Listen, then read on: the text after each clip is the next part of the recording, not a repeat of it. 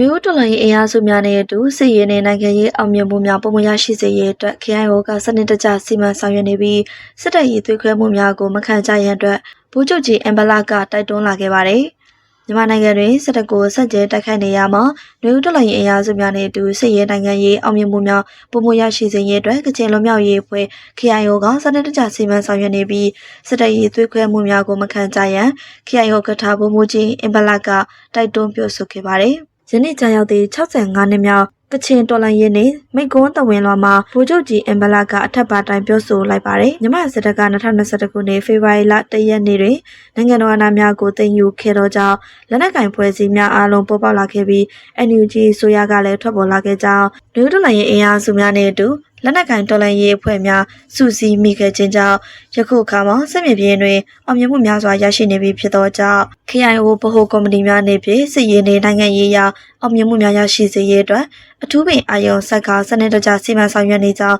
သူကပြောဆိုခဲ့ပါတယ်။ရှေ့ရခင်ကကချင်မျိုးသားကောင်းဆောင်များကမြန်မာလူမျိုးများနဲ့အတူလွတ်လပ်ရေးကိုအတူတကွရရှိနိုင်ရန်အတွက်ပင်လုံစာချုပ်တွေကတိကဝေလက်မှတ်ရေးထိုးထားခဲ့ပြီးကချင်ဒေသတွင်အခြားသောလူမျိုးစုများနဲ့လည်းအတူတကွပူးပေါင်းကလွတ်လပ်ရေးကိုရရှိစေခဲ့ကြောင်းပြည်တော်စုမြန်မာနိုင်ငံဟုအမည်နာမသတ်မှတ်ခဲ့သောကြောင့်ပင်လုံစာချုပ်ပါကတိကဝေများနဲ့အညီနိုင်ငံရေးအခွင့်အရေးများကိုပါဖော်ဆောင်ပေးခြင်းမရှိကြောင်းမြန်မာနိုင်ငံတွင်လူမျိုးကြီးဝါဒဖြင့်အုပ်ချုပ်ခဲ့ကြပြီးရှေ့ဦးခေါင်းဆောင်များကနိုင်ငံရေးအရအကြိမ်ကြိမ်ဆွေးနွေးညှိနှိုင်းခဲ့သောလေမြန်မာခေါင်းဆောင်ခေတ်ဆက်ဆက်ကလက်ခံခြင်းမရှိနိုင်ခဲ့ကြောင်းပြောဆိုခဲ့ပါတယ်။ထို့ကြောင့်1960ခုနှစ်ဖေဖော်ဝါရီလ9ရက်နေ့ကကချင်တိုင်းရင်းသားများ၏လက်နက်ကင်တော်လှန်ရေးများကိုစတင်ခဲ့ခြင်းဖြစ်ပြီးလက်နက်ကင်တော်လှန်ခြင်းများသည်ကျွန်တော်တို့၏ဆုံးရှုံးသွားသောနိုင်ငံရေးခွင့်လမ်းများကိုပြန်လည်ရရှိရန်အတွက်တော်လှန်ရေးခရီးလမ်းများရှေ့လျားခဲ့ပြီးဖြစ်သောလေကချင်ပြည်သူများ၏ကံကြမ္မာများကိုမိဘသာဖန်တီးနိုင်ခဲ့သည့်အရေးများအားပြန်လည်ရရှိစေရန်အတွက်တန်တိတန်ချကကြိုးပမ်းဆောင်ရွက်နေသောတမိုင်းဝင်လုပ်ငန်းစဉ်ကြီးတစ်ခုဖြစ်နေကြောင်းဗိုလ်ချုပ်မှူးကြီးအင်ဘလာကပြောဆိုခဲ့ပါတယ်။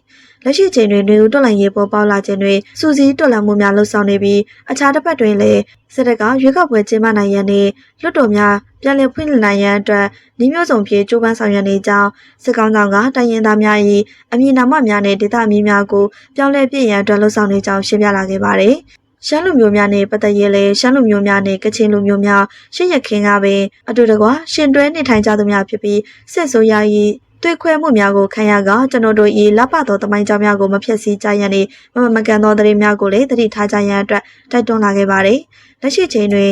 ်ဆရာနာရှင်စံကျင်နေသောတော်လှန်ရေးအင်အားစုများတွင်မူရစ်စေဝါများမှာအဓိကရန်သူများဖြစ်သည်ကိုအမြဲတမ်းပြုနေကြောင်းထို့ကြောင့်မူရစ်စေဝါတိုက်ဖျက်ရေးကော်မရှင်များကိုလည်းအားပေးကူညီရန်နှင့်လူလူအင်အားများဖြင့်မူရစ်စေဝါများကိုတိုက်ဖျက်ကြရန်လိုအပ်ကြောင်းအခြားသောနိုင်ငံများသို့ရောက်ရှိနေထိုင်ကြသောကချင်လူမျိုးများမှလည်းမိမိတို့လူမျိုးနဲ့တော်လှန်ရေးများကိုမမေ့ကြဘဲတက်နိုင်တဲ့ဘက်မှာဆက်လက်ကူညီကြရန်အတွက်တိုက်တွန်းပြောဆိုလာခဲ့ပါတယ်။မိုးကုတ်မြို့တွင်စစ်တပ်ကမြို့နယ်ဌာနဆိုင်ရာရုံးအားလုံးကိုဖွင့်လှစ်လိုက်ရန်အတွက်ပြင်ဆင်နေချိန်ဒရုန်းပုံရှော့တိုက်တုံးများဖြင့်ပစ်ခတ်တိုက်ခိုက်ကြောင်းသိရပါတယ်။မန္တလေးတိုင်းမိုးကုတ်မြို့နယ်တွင်အကြမ်းဖက်စစ်တပ်တပ်ဆွဲထားသောစေယုံဝင်းချက်ပြင်းရဲစခန်းနှင့်ပင်ကူတောင်အနီးစခန်းသို့ဒရုန်းပုံများ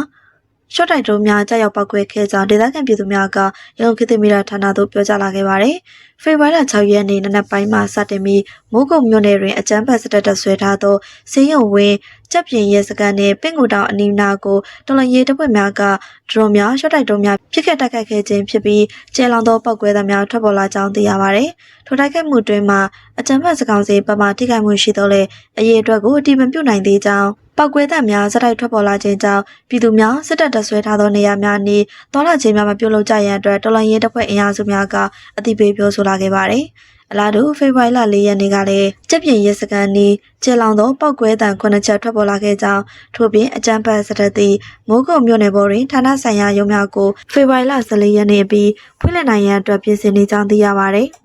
တော်လှန်ရေးတပ်ဖွဲ့ဝင်များနေဖြင့်မိုးကုတ်မြို့နယ်တွင်သို့ကျူးကျော်ဝင်ရောက်လာသောအကြမ်းဖက်စေအုပ်စုများ၏အုပ်ချုပ်မှုကွယ်မှုထောက်ပံ့မှုရဝန်များအားအထူးစစ်စင်ရေးများဖော်ဆောင်၍အစမပြတ်ထိုးနှက်တိုက်ခိုက်လျက်ရှိရာစစ်အုပ်စုဘက်မှထိခိုက်သေးဆုံးမှုရှိကြောင်း NUG ကာကွယ်ရေးဝန်ကြီးဌာနက2025ခုနှစ်ဒီဇင်ဘာလ24ရက်နေ့တွင်သတင်းထုတ်ပြန်ကြေညာခဲ့ပါတယ်။